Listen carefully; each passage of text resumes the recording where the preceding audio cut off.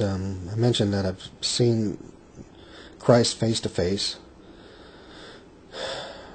numerous times. I'm not saying that to boast. I'm just saying that so that you know that there's eyewitnesses of the risen Christ to this day, and I'm one of them.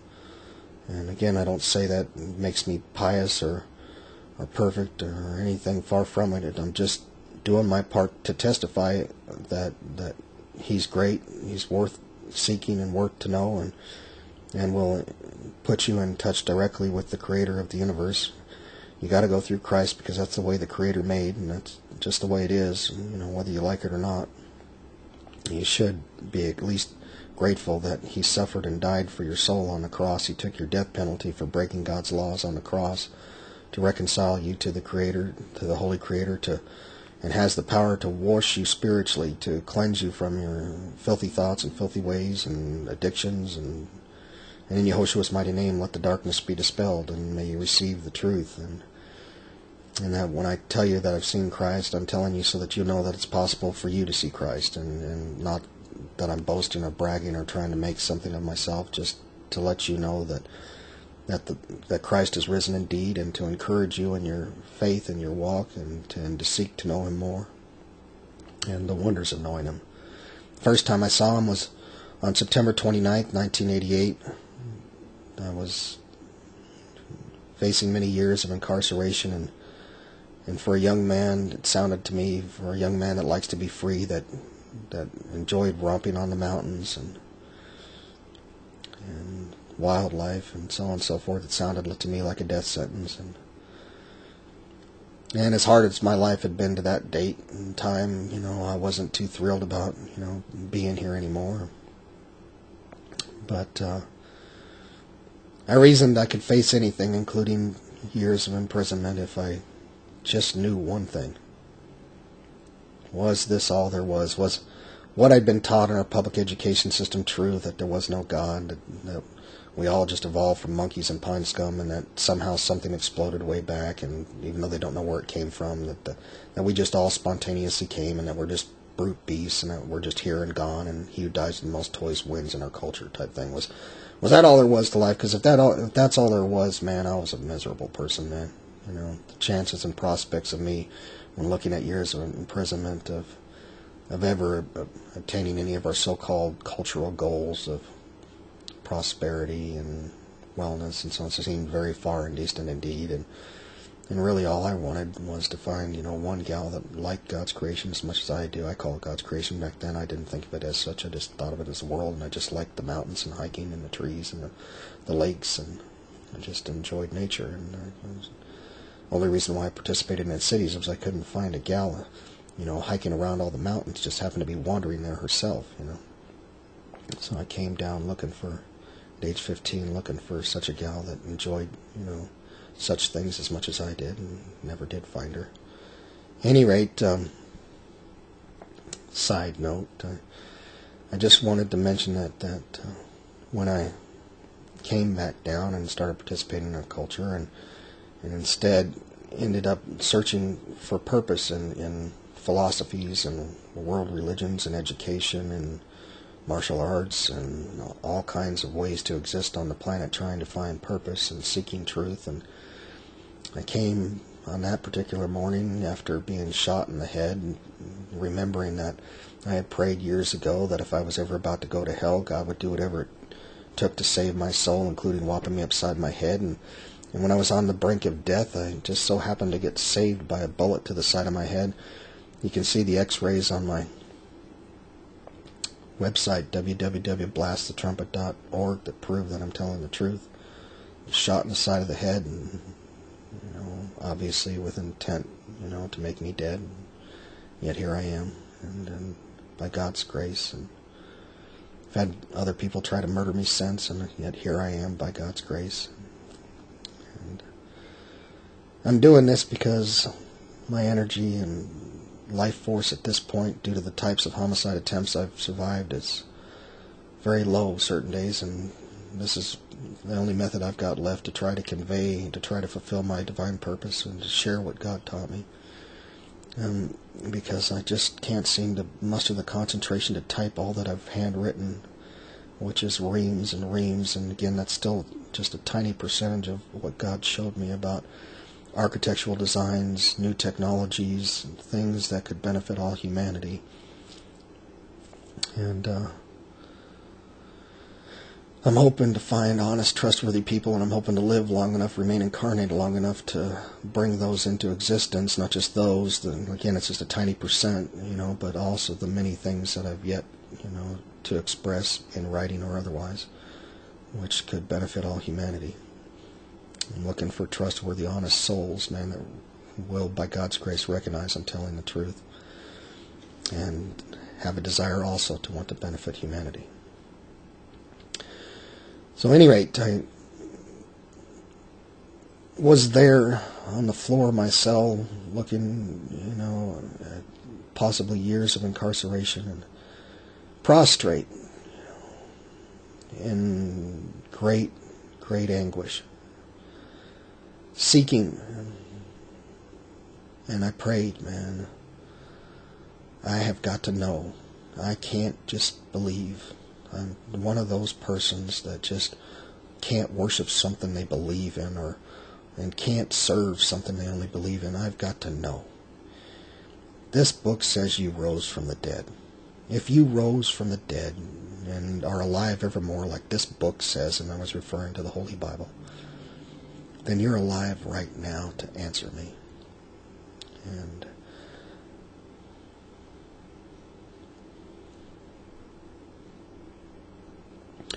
I'll never forget it. He did.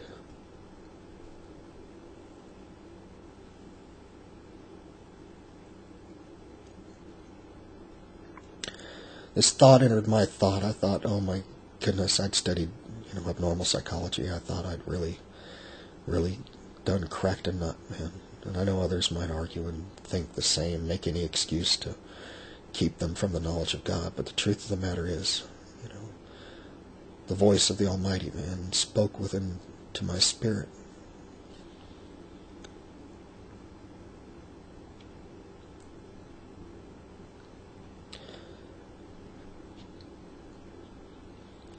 Said, my son, called me one of his sons.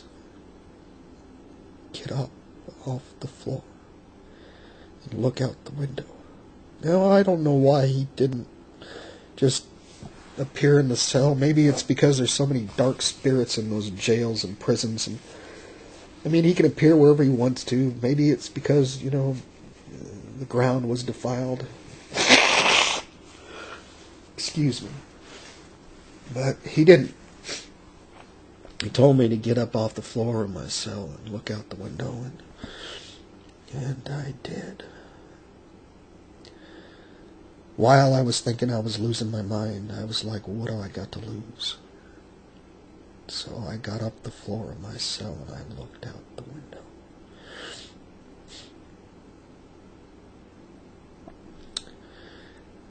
Now I was about 30 or 40 feet in the air by my estimation. I might have been more, might have been less. I'm just telling you the way I remember it. In other words, I was in a tiered building, not really a skyscraper, but one with stories, man, Maricopa County Jail,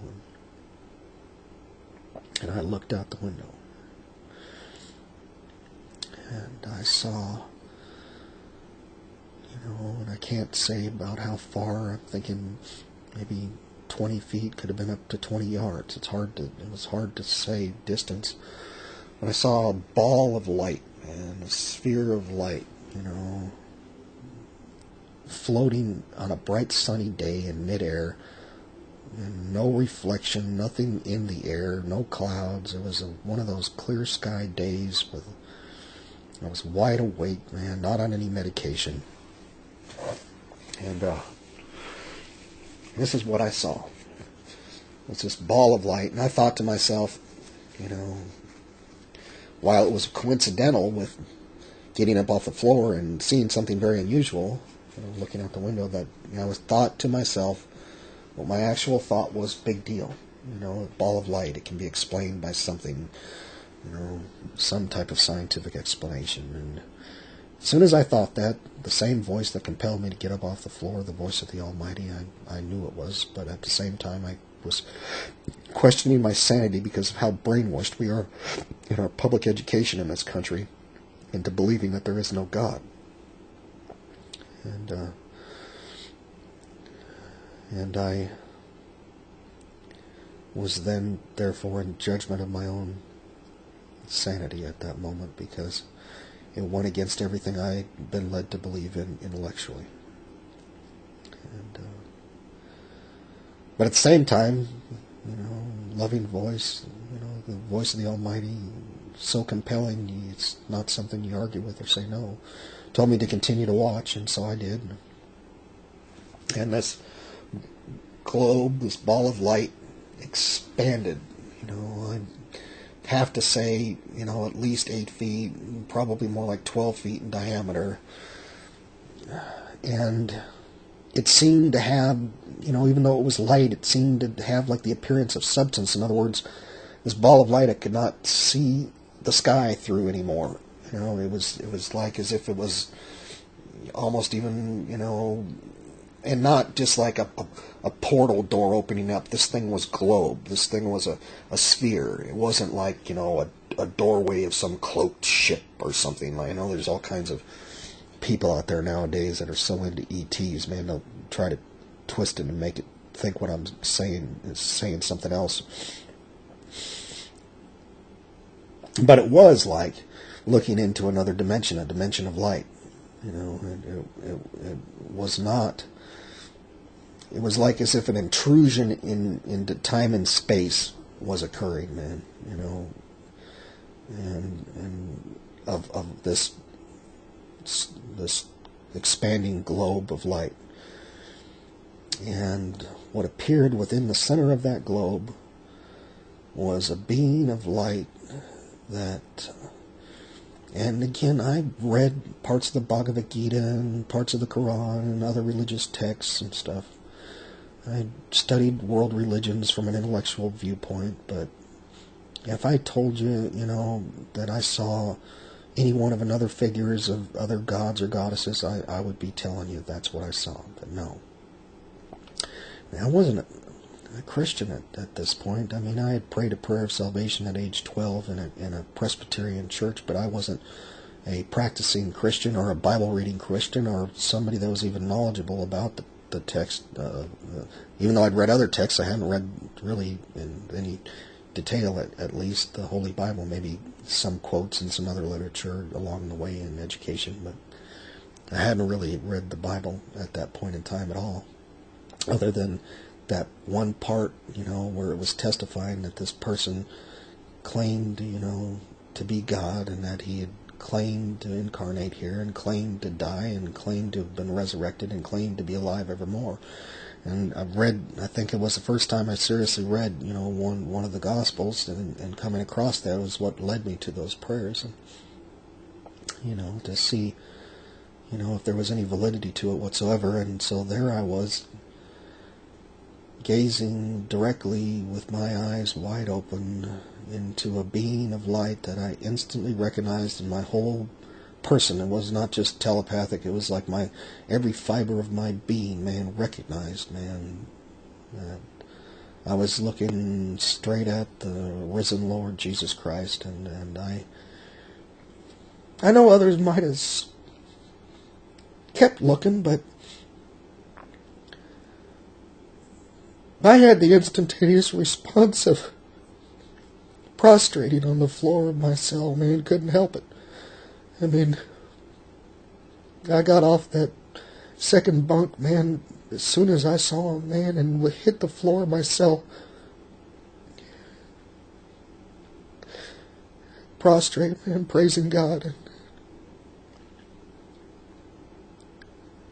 couldn't help it.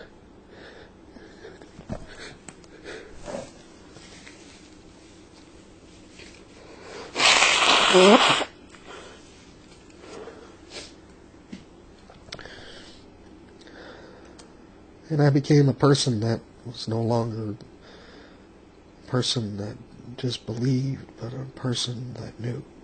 And And I'm a person that knows to this day. That was the first appearance.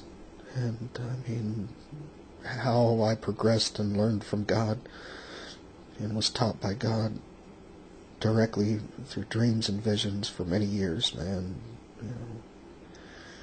occurred thereafter.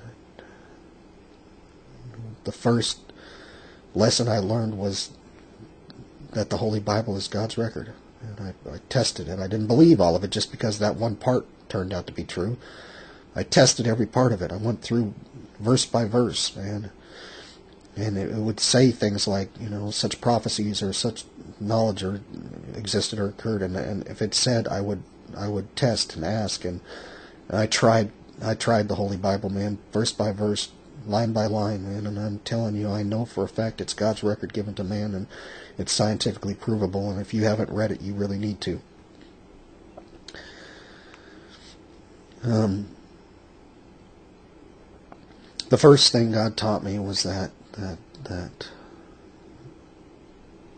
He had the power, that I was without knowledge, that He had the knowledge, that I was so ignorant I didn't even know what to ask for, so He had me ask Him to inspire what I asked for. In other words, the first thing I acknowledged was that I'd been so ignorant, so brainwashed, so maleducated, that I didn't even know Him, the Almighty, the Creator of the universe, and that I had been in doubt of His existence, though I'd had many previous spiritual experiences, and I'd even forgotten about my childhood ones at that point due to our education. But at any rate, was to acknowledge my lack of knowledge, and to acknowledge that I was willing to cast aside everything I had learned to learn directly from our Creator, and so I did. I didn't trust to learn from anybody else, because even well-meaning people had taught me things that were completely false and just downright untrue, as if they were factual, like the theory of evolution. When I now realize to this day it has not one shred of scientific evidence, and never will, because it's a complete fabrication, a complete metaphysical concept upon which people believe that's simply not true. It's just fiction. But at any rate, I just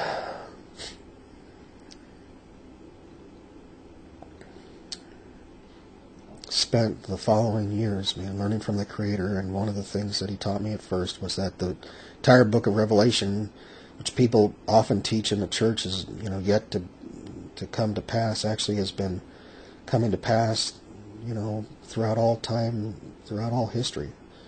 In other words, people always look at Revelation like as if it's the future, and it's only written about the future, when actually He said, write the things that have been, the things which are, and the things which will be. In other words, it's a record of all the history of mankind. It's just like Genesis chapter 1. Genesis chapter 1 is the overview, the table of contents of all creation, and Revelation is the recap. And that's what it is. It's a spiritual depiction of eternity, a spiritual telling of the things that exist in the fourth dimension of time and space, the things that exist in reality. And what we think of often as yet to come to pass has already been fulfilled. I had great stacks of newspaper articles and National Geographic episodes and Newsweeks and all kinds of magazines and media. I'm serious. A stack about 5 feet tall at least of just the fulfilled prophecies just within the book of Revelation, of actual hard copy proof that they've already been fulfilled. Even in recent history, often prophecies are cyclically fulfilled. In other words, they're fulfilled in history, but they're fulfilled again because God's word is so powerful. It's alive and powerful. It's living. It has effect on His creation, and so it cyclically fulfills itself over and over again. So you can't even remotely, miss it if you study, if you research, if you learn. But so I had a stack of all these fulfilled prophecies, and so that I could understand that we're, at least from our chronology, where we're at in the Scriptures, and we're a lot closer to those final ticks than people think. We're on the verge of the mark of the beast. In fact, it's already here, and I encourage Israel to, I got to stop again.